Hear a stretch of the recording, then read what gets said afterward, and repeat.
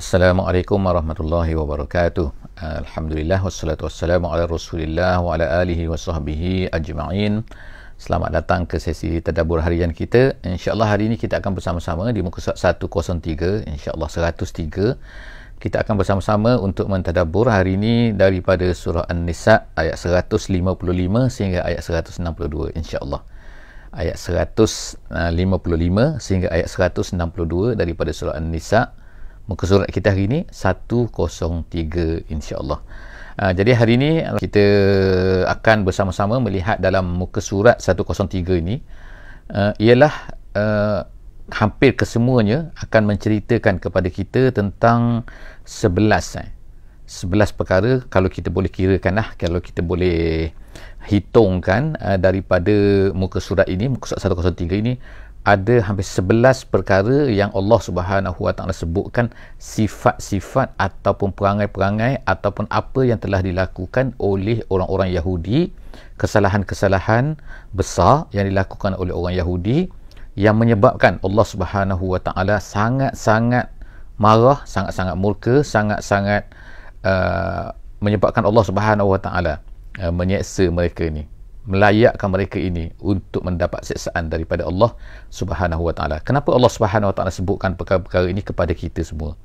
Allah Subhanahu Wa Taala nak gambarkan, nak ceritakan bahawa perkara-perkara ini adalah antara kesalahan-kesalahan besar yang mereka telah lakukan, yang mereka telah buat. Yang kita sebagai umat Islam jangan sekali-kali buat perkara ini. Jangan lakukan sekali-kali perkara ini kan. Ini perkara yang Allah Taala sangat tak suka yang dilakukan oleh orang-orang Yahudi. Jadi insya-Allah kita akan bersama-sama untuk melihat apakah perkara-perkara tersebut, 11 perkara kan, 11 perkara satu-satu kan. Jadi insya-Allah Allah Subhanahu Wa Taala yang pertama insya-Allah memulakan muka surat 103 ini dengan fabima naqdihim. Auzubillahi minasyaitonirrajim. Bismillahirrahmanirrahim. Fabima naqdihim mitsaqahum wa kufrihim biayatillah wa qatlihimul anbiya bighairi haqqin wa qawlihim qulubuna ghulf bal taba'allahu 'alaiha bikufrihim fala yu'minuna illa qalila.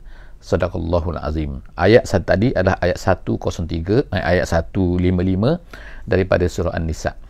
Kita lihat kan Allah Subhanahu Taala memulakan terus fa, maka, bi, ba, dengan maknanya. Dengan situ maksudnya ialah, dengan itu nama dia ialah fa as-sababiyah, nama dia fa sababiyah. Fa sababiyah artinya ialah Allah Taala sebutkan huruf ba di situ. Tengok kan dalam Al-Quran kan, maknanya dengan satu huruf saja dia memberi makna yang besar. Ba di situ maknanya disebabkan, disebabkan. Jadi fa bi ma, maka disebabkan. Ma situ dalam bahasa Arab, di sini ulama tafsir kata ma situ zaidah. Zaidah maknanya tambahan. Tapi ingat bukan makna tambahan itu tak ada makna, bukan. Itu adalah dari segi nahunya, dari segi grammarnya, ma situ tak ada zaidah, tambahan. Tetapi dari segi hakikatnya, dari segi maknanya, dia mempunyai maknanya yang tersendiri dari segi balaghahnya. Dari segi nahunya, dari segi grammarnya tak ada, tetapi dari segi balaghahnya ada. Jadi apa makna di sini? Fabima naqdihim, oleh kerana apa yang dilakukan oleh mereka, iaitu apa? Naqdihim. Naqdihim tu makna melanggar perintah, melanggar mitsaqahum, perjanjian. Mereka ni ada mitsaq dengan Allah Subhanahu Wa Taala. Dalam ayat sebelum daripada ni kita baca Allah Subhanahu Wa Taala angkat bukit ke atas mereka ni, ke atas orang-orang Yahudi ni, dan kemudian Allah Taala ambil perjanjian daripada mereka. Kamu nak berjanji tak nak berjanji, kamu nak tak berjanji tak, kamu nak laku tak nak laku benda ni kan. Jadi Allah Subhanahu Wa Taala angkat benda tu, angkat bukit tu, kemudian hempaskan kepada mereka, lalu mereka pun mengikutlah, ambillah perjanjian tu.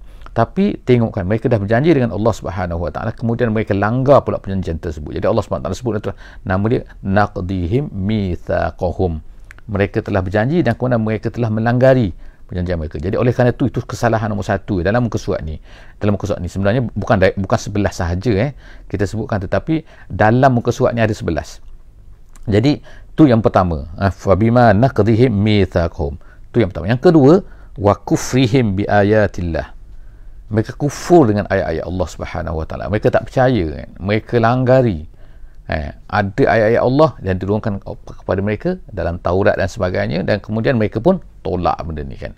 Taurat ada, Zabur ada kan, jadi mereka tolak, mereka tak terima kan. Benda yang sesuai mereka ambil, yang tak sesuai mereka tolak. Tengokkan tu perangai orang Yahudi.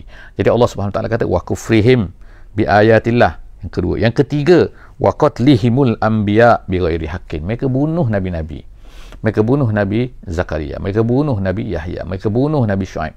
Banyak kan, puluhan nabi telah mereka bunuh. Dan kemudian lagi orang-orang soleh, orang-orang yang mengajak mereka supaya beriman kepada Rasul, ikut Rasul-Rasul, mereka juga bunuh kan. Jadi itu Allah SWT kata wa qatlihimul anbiya, mereka bunuh. Sebelum daripada ni banyak kali kita sebutkan, kita baca ayat yang berkaitan dengan perkara ni. Mereka telah bunuh nabi-nabi tanpa sebab yang betul.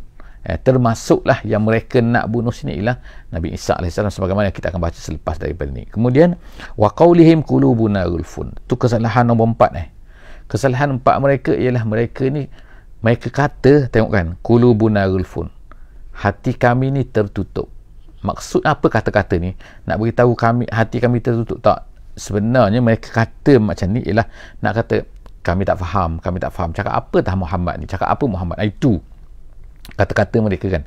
Jadi Allah Subhanahu Wa Taala kata wa qaulihim qulubuna ghulfun, perkara nombor 4 kesalahan mereka. Waalaikumsalam warahmatullahi wabarakatuh. Jadi kemudian bal, Allah Taala ambil nak ceritakan apabila mereka katakan kami tak faham lah. Sebenarnya Allah Taala kata bal taba'allahu 'alaiha bikufrihim fala yu'minuna illa qalila. Kenapa mereka ni tak faham? Sebenarnya Allah Taala dah cop bagi mereka ni. Cop kepada hati mereka ni, taba'ah makna khatama, mana dah dicop pada hati mereka ni dengan sebab apa? Kekufuran mereka. Sebab mereka ni kufur, maka Allah Ta'ala. Jadi ini satu peringatan kepada kita juga kan.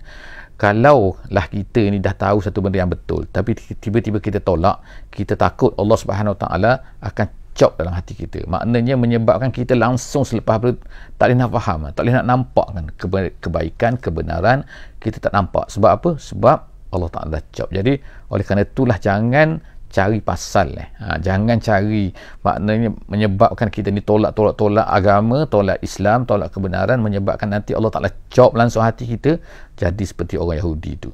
Jadi Allah Ta'ala kata oleh kerana tu maka fala yu'minuna, menyebabkan mereka ni tak beriman, melainkan sedikit saja, illa qalila, melainkan sedikit. Ada juga yang beriman, iaitu seperti Abdullah bin Salam di zaman Nabi SAW, Abdullah bin Salam dan juga beberapa orang sahabat dia. Yang lain tu majoriti tu memang majoriti lebih banyak sangat, 90 berapa persen kan, mereka adalah tidak beriman kepada Nabi, kepada Islam. Kemudian tu ayat 155. Ayat seterusnya ayat 156 Allah SWT menyambung lagi tengok, Allah Ta'ala sebut lagi wabiku, tengok banyak bak situ kan, wabiku dengan sebab mana Allah Ta'ala ulang lagi tu wabikufrihim, dan sebab kufur mereka. Dah berapa dah? Tadi kufur dengan ayat Allah, lepas tu kufur secara generalnya, dah kalau kita kira 5 pun boleh, kita kata wa qaulihim. Yang keenam, mereka kata apa? Mereka kata wa qaulihim, kata-kata mereka ala Maryama buhtanan azima.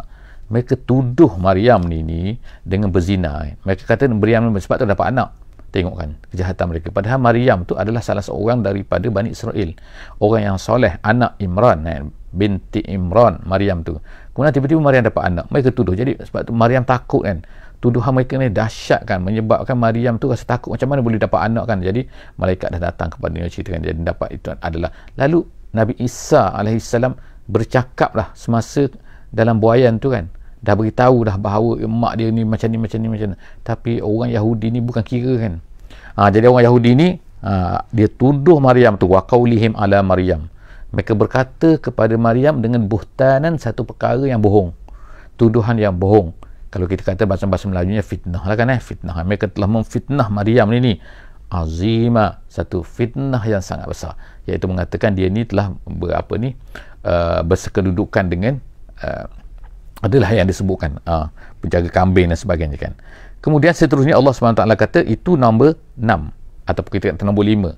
Kemudian nombor seterusnya iaitu nombor 7 wa qaulihim, dan juga kata-kata mereka. Ini antara sebab lagi Allah Subhanahu Wa Taala sebutkan kan kenapa Allah Taala murka pada mereka. Allah Taala kata wa qaulihim, mereka ni berkata inna qatalnal masiha Isa bin Maryam, kami telah berjaya bunuh Nabi Isa. Tengok kan mereka kata bunuh Nabi Isa.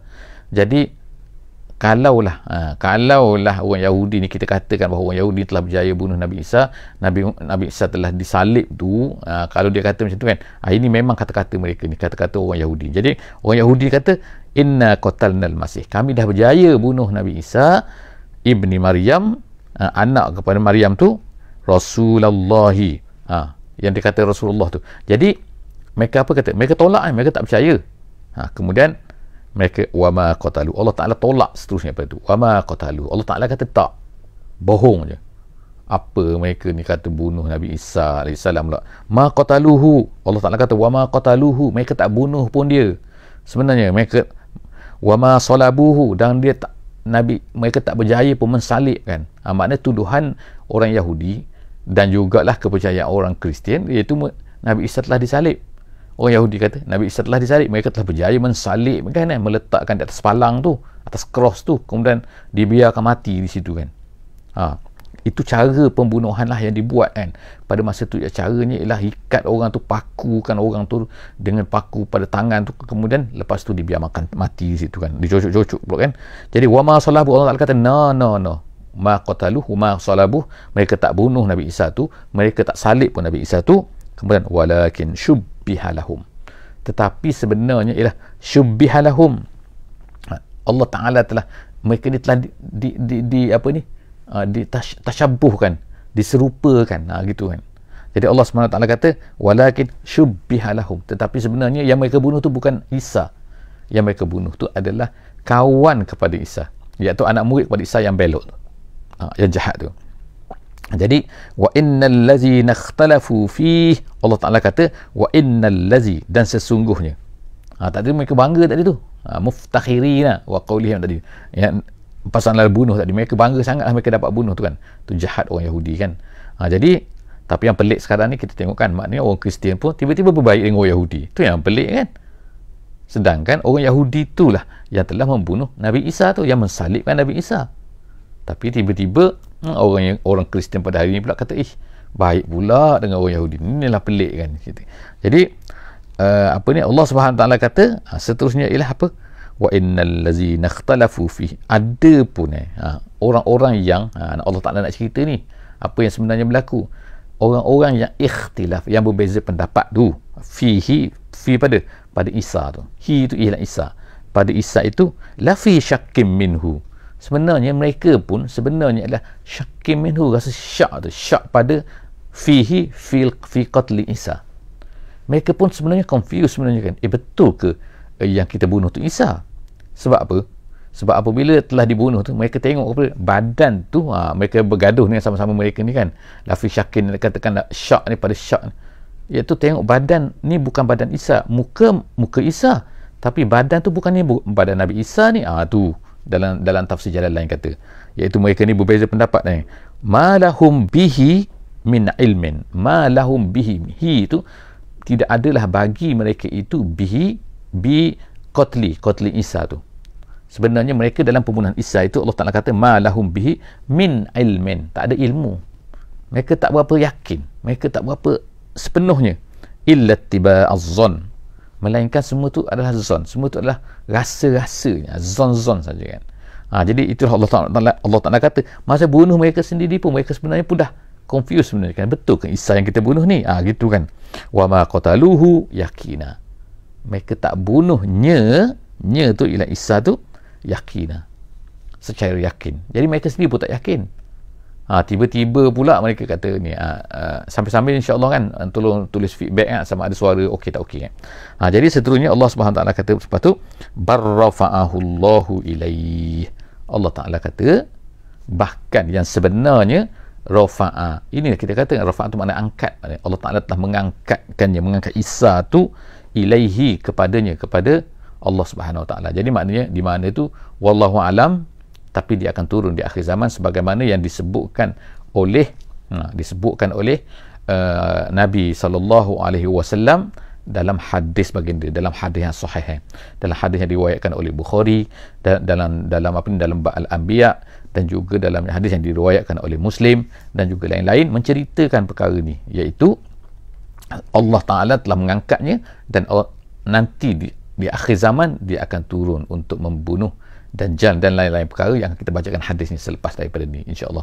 Jadi Allah Subhanahu Wa Taala kata barrafa'ahullah, Allah Taala telah mengangkat Isa itu, wa kana Allahu azizan hakima. Allah tu maha berkuasa kan, maha berkuasa. Allah Taala boleh buat azizan fi mulkihi, dan kemudian hakiman, iaitu yang mempunyai hikmah fi sun'ihi, dalam apa-apa yang dia buat dalam makhluknya.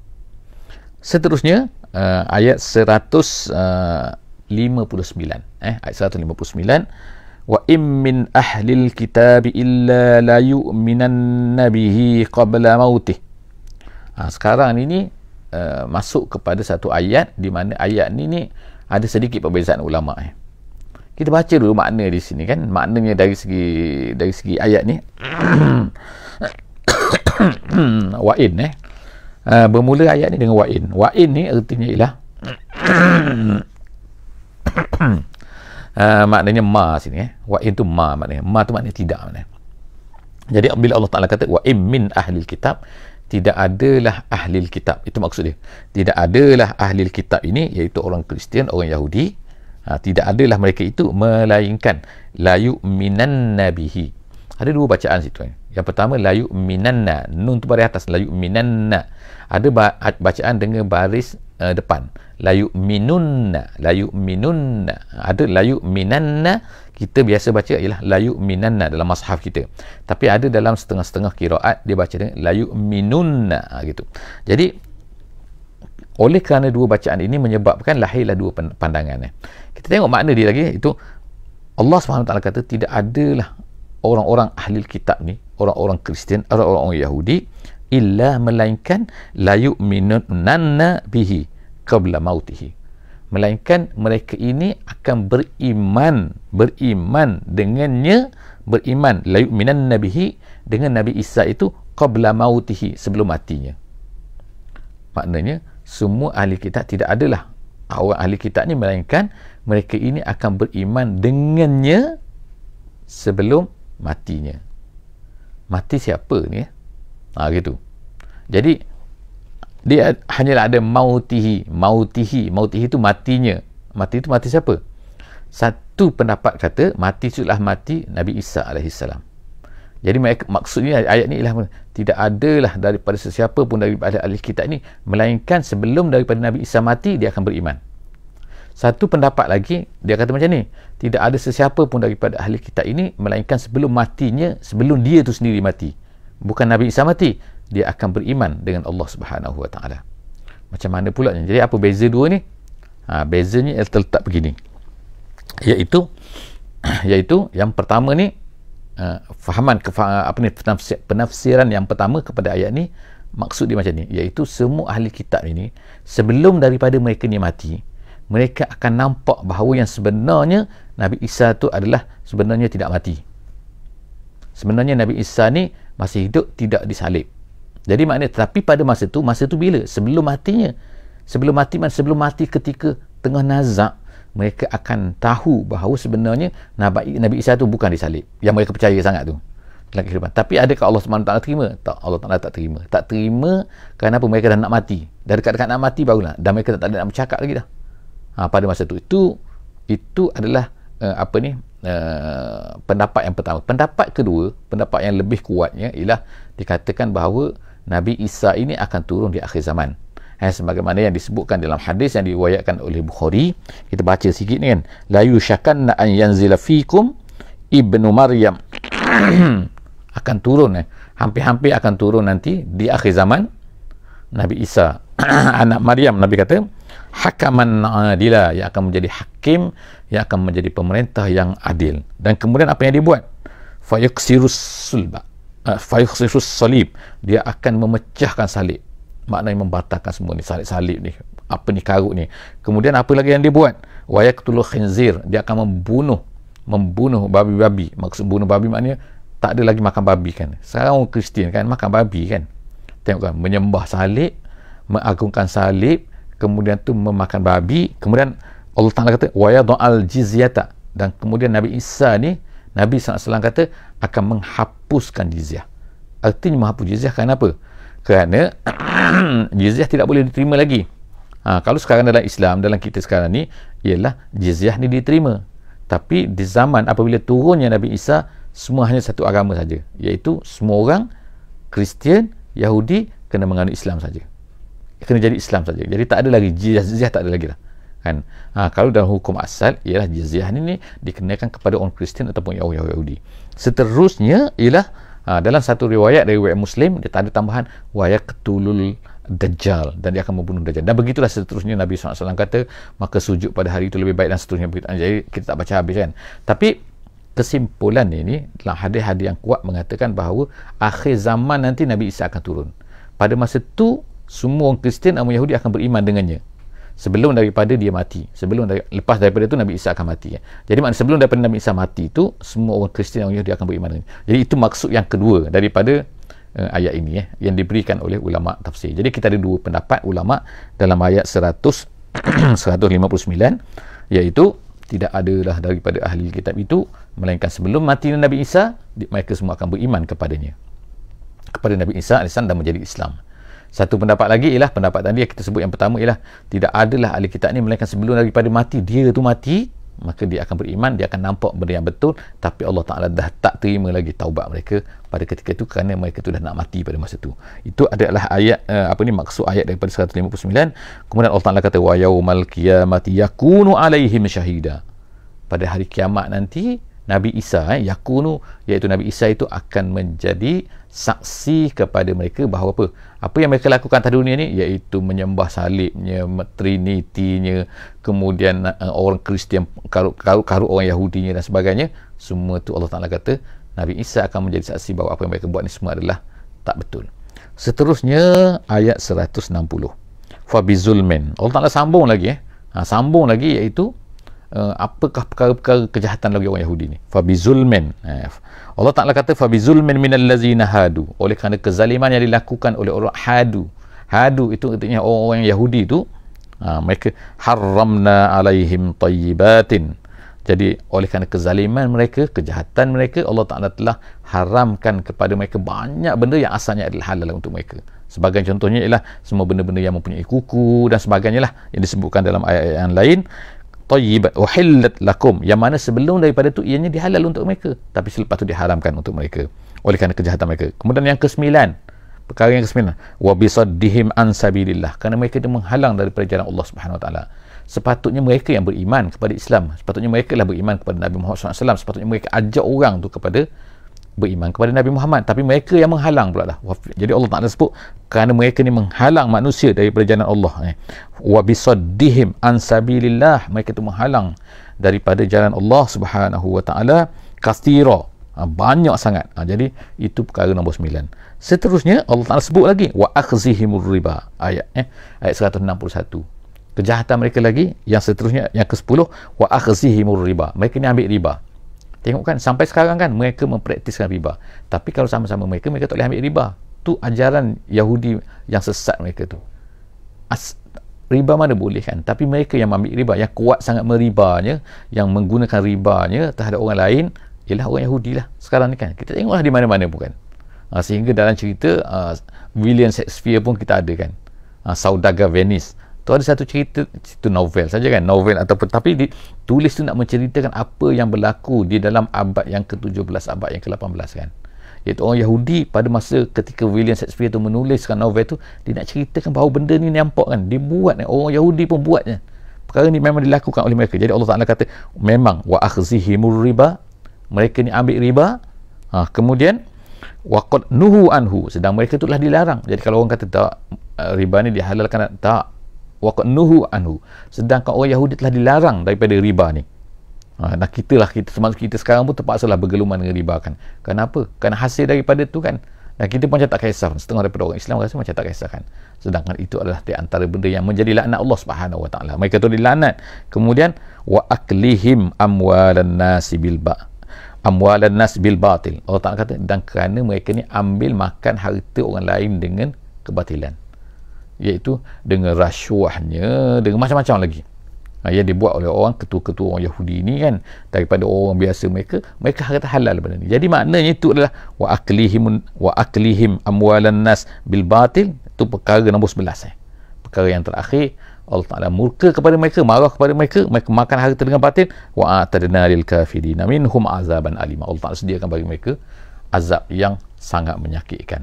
Seterusnya ayat yang terakhir, Allah Subhanahu Wa Ta'ala sebutkan sini, lakin, tetapi. Jadi ada pengecualian di sini kan, pengecualian. Kalau ayat sebelum daripada ni Allah Subhanahu Wa Ta'ala ceritakan tentang orang munafik, perangai orang munafik dan sebagainya. Kemudian akhirnya Allah Ta'ala bagi pengecualian kan. Bukan makna Allah Ta'ala tak buka kan peluang kepada mereka, kalau mereka nak bertaubat kan, boleh kan. Jadi Allah Subhanahu Wa Ta'ala sebut sini, lakin, tetapi, ar-rasikhuna fil ilmi. Ar-rasikhu makna orang-orang yang mantap, orang-orang yang as-sabitun, iaitu orang-orang yang teguh fil ilmi, dalam ilmu, maknanya mereka tahu yang betul kan, jadi mereka ikut, mereka beramal. Maksud di sini ialah ulama tafsir seperti jalan lain, dia kata ini adalah seperti Abdullah bin Salam dan juga sahabat-sahabatnya di zaman Nabi sallallahu alaihi wasallam. Jadi mereka itu adalah ar-rasikhuna fil ilmi, dia kata minhum, daripada kalangan mereka orang Yahudi itu, iaitu wal mu'minuna, dan kemudian orang beriman lain, iaitu orang Ansar, orang Muhajirin dan sebagainya, yu'minuna bima unzila ilaik, mereka semua tu beriman dengan apa yang diturunkan kepada kamu wahai Muhammad. Maknanya mereka tak ada masalah. Jadi ada sebahagian daripada orang Yahudi tu yang okey, yang rasikhuna fil ilmi. Jadi yang mereka yang lain tu ilmu memang tak gunakan, memang tak ikut apa yang betul, apa yang disebutkan dengan betul di dalam kitab-kitab mereka. Jadi Allah Subhanahu Taala kata warasikhuna fil ilmi, orang yang betul-betul yang rasikh dalam ilmu, dan kemudian orang beriman, mereka semua tu beriman dengan apa yang diturunkan oleh Allah Subhanahu Taala kepada kamu wahai Muhammad, wa ma unzila min qablik, dan juga apa yang diturunkan sebelum daripada engkau, iaitu siapa? Iaitu diturunkan kepada Nabi Isa, diturunkan kepada Nabi Musa, diturunkan kepada Nabi Daud, semua nabi-nabi terdahulu tu, apa yang diturunkan kita percaya.